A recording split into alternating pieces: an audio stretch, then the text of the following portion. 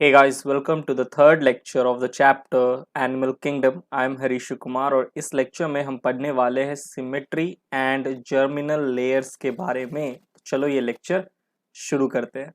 तो बात करते हैं सिमेट्री की। देखिए, बेस्ड ऑन सिमेट्री, सिमेट्री के बेसिस पे हम एनिमल्स को दो टाइप्स में डिवाइड करते हैं। एक असिमेट्रिकल एनिमल्स, दूसरा सिमेट्रिकल एनिमल्स। ठीक है। असिमेट्रिकल एनिमल्स ऐसे एनिमल्स है जिनके बॉडी को अगर आप सेंट्रल एक्सिस से काटो तो आपको दो इक्वल हाफ नहीं मिलेंगे।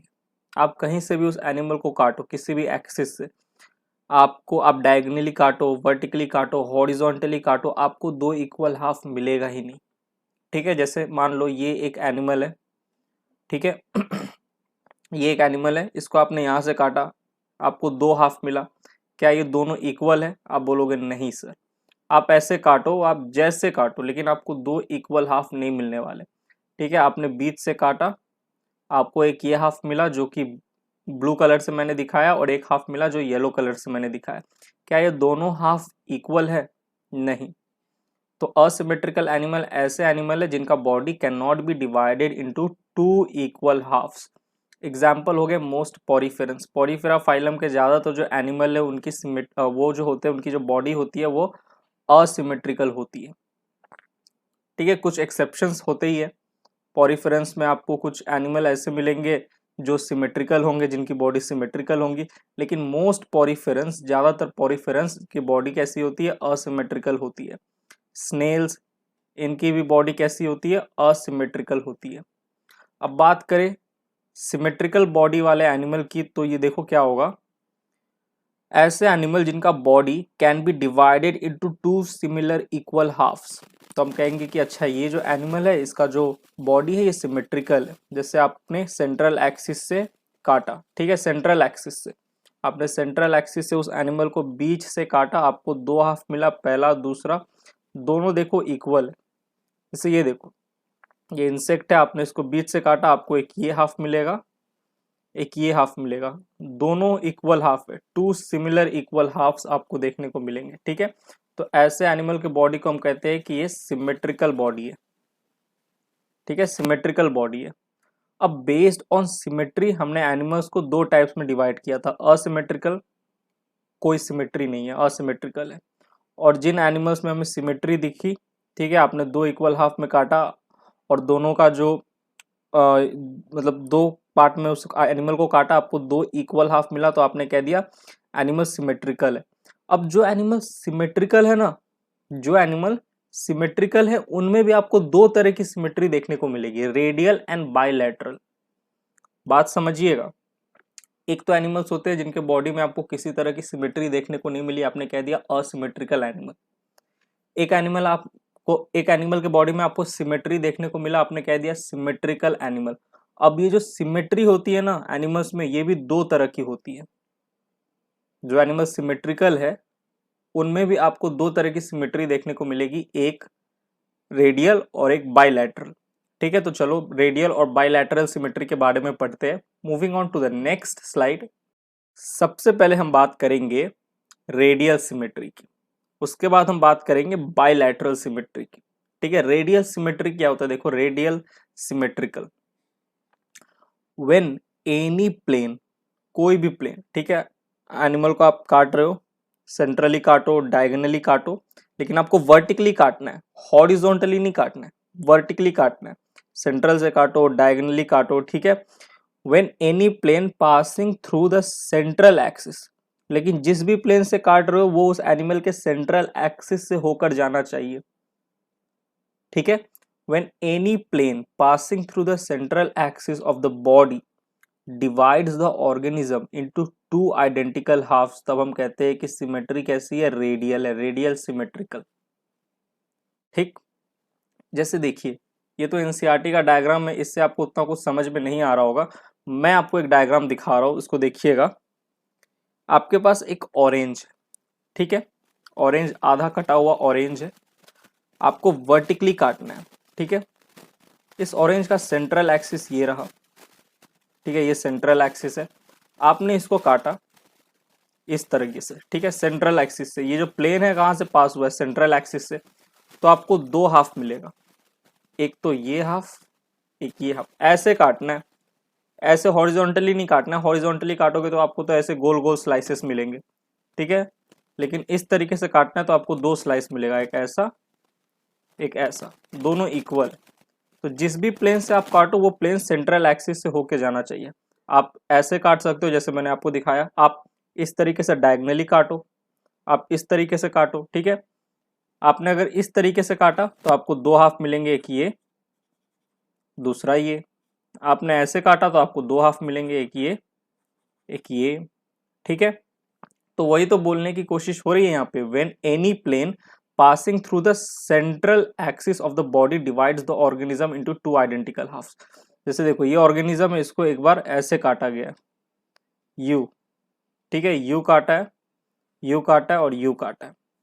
इसको आप यहाँ, इसको सेंट्रल एक्सिस मान लो, इसको सेंट्रल एक्सिस। एक बार यहाँ से काटो या आप इसको ऐसे काटो, यहाँ पे दिखाया गया है, ठीक है। तो ये फिगर थोड़ा कंफ्यूजिंग हो सकता है, लेकिन इस फिगर में भी सेंट्रल एक्सिस से कोई भी प्लेन अगर जा रहा है और उस एनिमल को दो आइडेंटिकल हाफ में डिवाइड कर रहा है तो हम कह रहे हैं सिमेट्री कैसा है, रेडियल। ऑरेंज का एग्जांपल देके मैंने आपको समझा दिया। बायलैटरल सिमेट्री की अगर हम बात करें, देखो अच्छा हाँ, पहले एग्जांपल देख लो रेडियल सिमेट्री का। Some poriferans, most of the poriferans तो आप अभी देख के आए असिमेट्रिकल होते हैं। Snails and most poriferans asymmetrical होते हैं। पॉरीफेरेंस में अब कुछ पॉरीफेरेंस है भाई, एक्सेप्शन तो हर जगह होता है, ठीक है, देखना मतलब ज्यादातर तौर पे तो आपको एक्सेप्शन दिख ही जाता है। तो मोस्ट ऑफ द पॉरीफेरेंस तो भाई असिमेट्रिकल होता है। सम पॉरीफेरेंस में आपको सिमेट्री देखने को मिलती है, कैसी, radial symmetry, radial symmetrical. Cnidarians जो होते हैं, जिन्हें हम सिलेंट्रेटा भी कहते हैं, उनमें भी आपको रेडियल सिमेट्री देखने को मिलेगी, रेडियल सिमेट्रिकल। टीनोफोर्स में एंड इकोडर्म्स में, इकोडर्म्स में एडल्ट इकोडर्म्स में, अडल्ट जो इकोडर्मेटाज होते हैं, अडल्ट इकोडर्म्स में, इकोडर्मेटाज में आपको रेडियल सिमेट्री देखने को मिलेगी। बायलैटरल सिमेट्री की मैं बात करूं, here body can be divided into two identical right and left halves in only one plane. अगर आप देखो यहाँ पे तो हमने एनिमल को एक प्लेन से काटा था, दो प्लेन से काटा था, तीन प्लेन से काटा था और तीनों प्लेन सेंट्रल एक्सिस से पास हुई थी, तो हमें दो इक्वल हाफ मिल रहा था। बायलैटरल सिमेट्री में आप एनिमल को एक ही प्लेन से काट सकते हो, किसी एक प्लेन से काटोगे और आपको दो इक्वल हाफ मिल जाए तो आप कह दो कि बायलैटरल सिमेट्रिकल है वो एनिमल। जैसे इसे आपने ऐसे काटा, इस तरीके से काटा तो आपको दो इक्वल हाफ मिला। एक ही प्लेन से काटोगे तो, अगर आप इसको ऐसे काटते ना तो आपको नहीं मिलता दो इक्वल हाफ। अगर आप इसे ऐसे काटते ना तो आपको एक ये पोर्शन मिलता है, एक ये पोर्शन मिलता, इक्वल हाफ नहीं था। तो किसी एनिमल को आप एक ही प्लेन से काटो और आपको दो identical right and left half मिल जाए तो आप कह दो बायलैटरल सिमेट्री है, ठीक है। यहाँ पे आप एक ही प्लेन से काट रहे हो, तीन प्लेन से नहीं काट सकते आप, तब किसी एक ही प्लेन से काटोगे तभी आपको दो इक्वल हाफ आपको मिलने वाले हैं।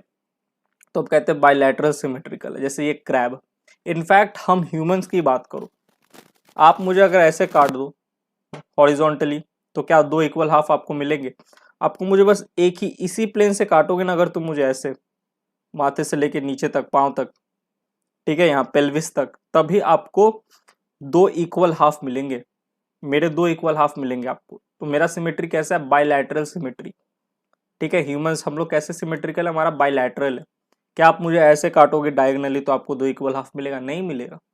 अच्छा एक और बात बोल दूं मैं, सिमेट्री की बात हम कर रहे हैं, हम एक्सटर्नली देख रहे हैं, इंटरनली नहीं देख रहे। हमें ये मतलब नहीं है कि अगर आप मुझे कैसे भी काट रहे हो तो अंदर के, जरूरी नहीं है कि अंदर के ऑर्गन भी जो है वो एकदम उसी तरीके से डिवाइड हो।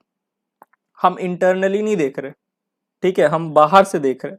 जैसे यहाँ से काट दिया तो हो सकता है क्रैब के अंदर ऑर्गन जो था, जरूरी नहीं अंदर जो क्रैब के अंदर जो ऑर्गन्स हो वो भी दो इक्वल हाफ में कटे, ऐसा जरूरी नहीं है।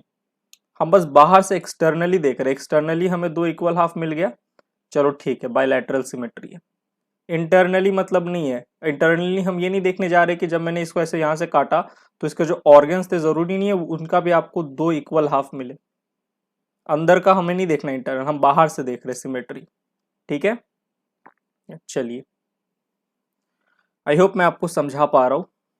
नेक्स्ट एग्जाम्पल देखिए बायलैटरल सिमेट्री की, प्लैटीहेल्मिन्थस से लेके कॉर्डेटा तक, ठीक है, प्लैटीहेल्मिन्थस से लेके कॉर्डेटा तक जितने भी फाइलम हैं, in fact including Platyhelminthes and chordate, और इनके मतलब प्लैटीहेल्मिन्थेस और कॉर्डेट तो है ही, और प्लैटीहेल्मिन्थेस से लेके कॉर्डेटा तक जितने फाइलम है सब में बायलैटरल सिमेट्री है। क्योंकि हमने तो देख ही लिया पोरीफेरा, निडेरिया, टिनोफोरा, इकाइनोडर्म्स में हमें क्या मिल रहा है, इकाइनोडर्म्स में भी, एडल्ट इकाइनोडर्म्स में हमें रेडियल सिमेट्री मिल रहा है।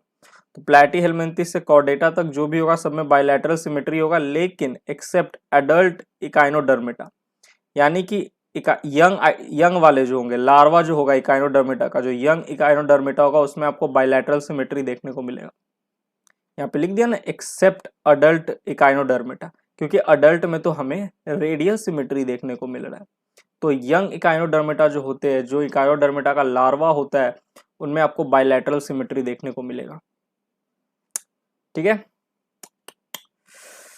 समझे?